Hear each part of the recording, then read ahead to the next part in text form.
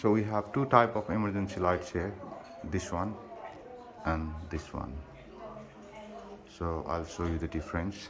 So here we have a fishtail key. This is the switch.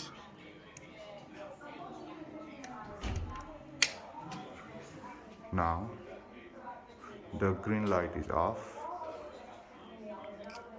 and the light is on, so it's running from the battery.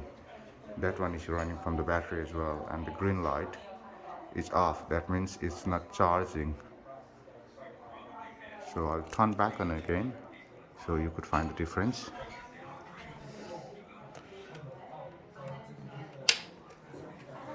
So it's off. Yeah, green light is on. That will turn, the green light will come back.